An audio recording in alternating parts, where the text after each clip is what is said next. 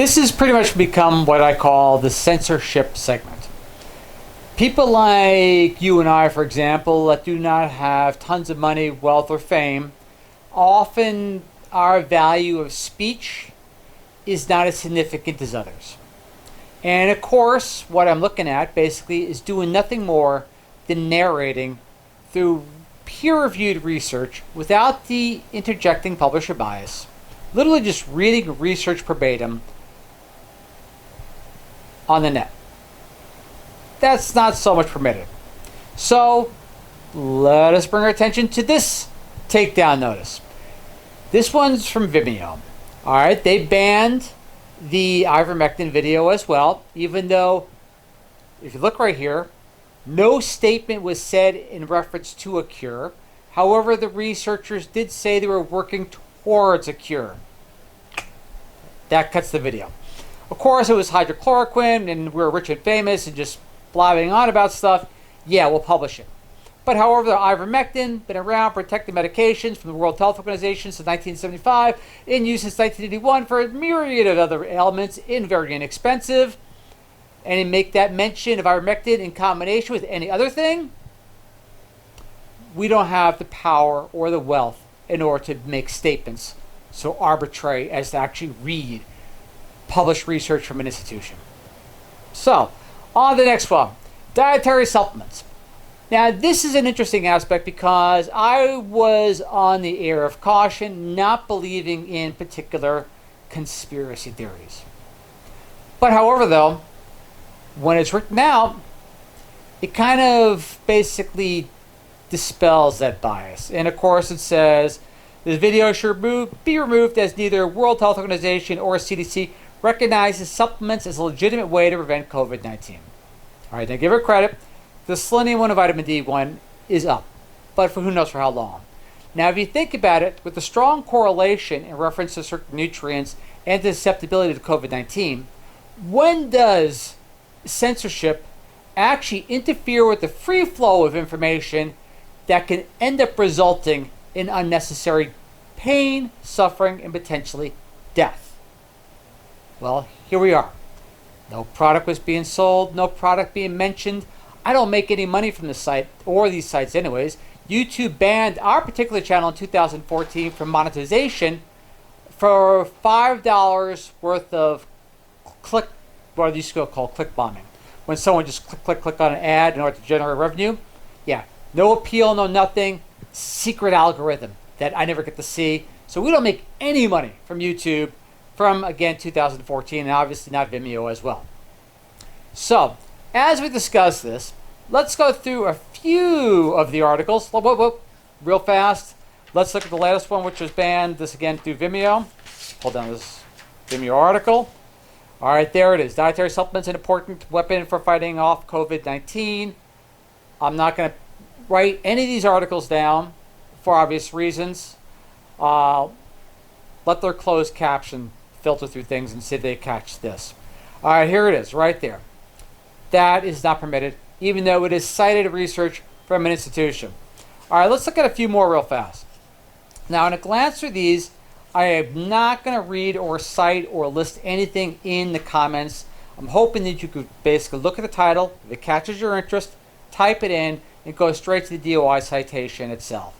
First one, obviously, what we're looking at really is a lot of failures in the pandemic mitigation. Primarily because I believe a lot of it was discovery. A lot of it was 2020 hindsight, which is unfortunate. But at the same time, too, a lot of information was coming out, henceforth, like in vitamin D and selenium, which certain governments began to incorporate into their pandemic mitigation. But I am yet to hear anything about it in the United States, even though it is making certain elements in the news. But my gosh, unless it's on ABC, NBC, Fox News, or whatever it is, who are we basically in order to interpret institutional research? But to proceed as follows. Here's one. All right, that explains part of the problem that happened in Italy. Now, albeit the seniors in certain areas of Italy, especially northern Italy, had vitamin D levels which were rickets low. Rickets low. It wasn't COVID-19 that was basically representing their downfall, it would have been something else. Ricketts, low vitamin D levels. Research that on your own. Of course, too, the mistake being was closing the schools, but not closing the businesses. Taking the children, which can be very asymptomatic or carriers, and bringing them home to the grandparents for the first 2 weeks, henceforth potentially a mistake. All right, that's possibly number one.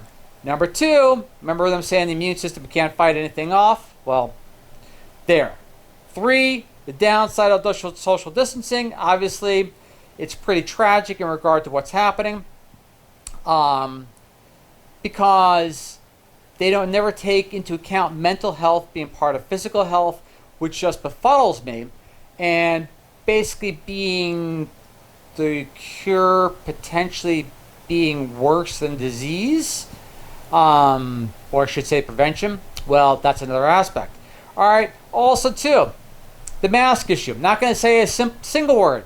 I'm going to leave the mask issue up there for you. Primary reason being is obviously people mask this, mask that. You know, the distance may have had a better impact, even though further would have been better, but they give people the false impression that the mask is somehow going to mitigate or make up for a nutrient deficiency and or potentially the spread. Well, if the information would have been out there a lot earlier, maybe people would have practiced physically distancing a little bit better and therefore help mitigate it better, a little more effectively, as opposed to assuming the mask was some sort of wall of invulnerability against disease. Child's play being lost, it's going to impact children for a long period of time. The surgeries that were canceled. All right, we're looking at that.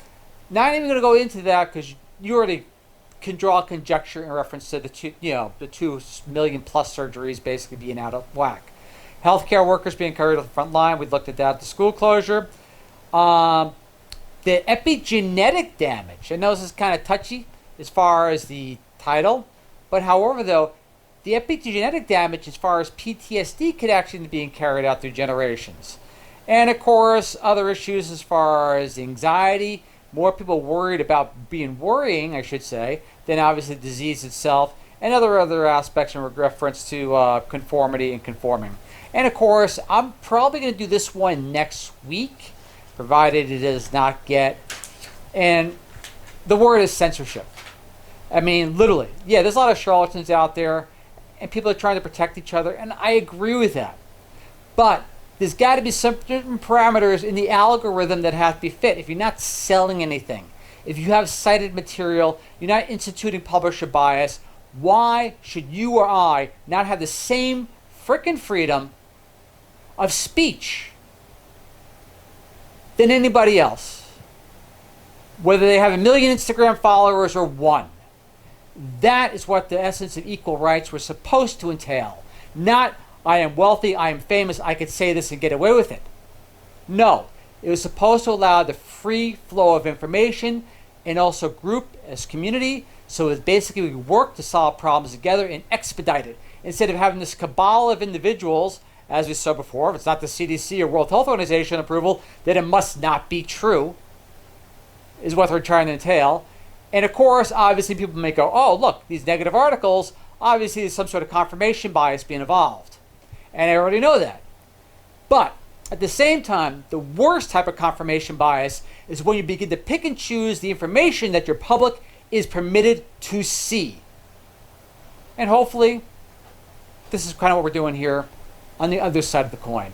Not to enrage or to incite, but basically to establish balance. So when you look at a problem, to solve a problem, you don't go, oh, I'm going to walk on glass, but I'm going to ignore it, but not put a pair of shoes on. All we're doing is, if you're walking on glass, you're walking in a hazardous situation, to know your outcome, to be able to judge something, to come up with a proper hypothesis, you have to see all sides, negative and positive. And this one kind of disturbed me the most because this is a reference to aromatherapy, relieving the stress of many of our medical care workers. And I want to do this one hopefully next week. But I'm not going to read it. I'm going to let you read it, and here's the highlight right there, a reference to aromatherapy and citrus. And this gives you kind of like the trials and tribulations of one of our frontline people. And this is what they get to see on a regular basis. Now, I'll tell you, quite honestly, think about this. How difficult would it have been for these retirement homes or hospice or whatever it is to have healthcare workers which are being tested as it is, wearing the mask, physical distancing, social distancing, whatever it is, to have a little tent set up with a little glass barrier, roll out someone's grandparent, his grandmother, grandfather, so they can have some sort of emotional connection, even albeit through a plastic or glass barrier. How difficult would that have been? And the reason I say would have been, because it's been past tense, because many people already passed away of loneliness due to ignorance and bias of a healthcare system which is picking and choosing the information in order to mold its own argument to give you its perspective of reality, when that reality is not necessarily real. Again, this is my censorship segment. I apologize. I look forward to see you all next week. I am sorry about this. I am just befuddled. A lot of the people doing the censoring, it's not their fault particularly.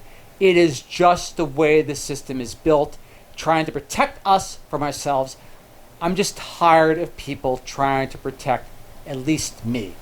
You have your own judgment, you have your own independence, you have your own freedom. Albeit our freedoms are not equal, but at least I can get this out there. Again, Ralph Channel signing off. Gratitude as always. I look forward to see you all next week. I'll do the aromatherapy one. It should be clear. I'm not going to make any reference necessarily to any sort of particular disease. So maybe that can help some people out there too, especially those which are alone, isolated in rooms for whatever reason. Bring them a little bit of happiness. Again, Ralph signing off. Catch you all next time. Bye.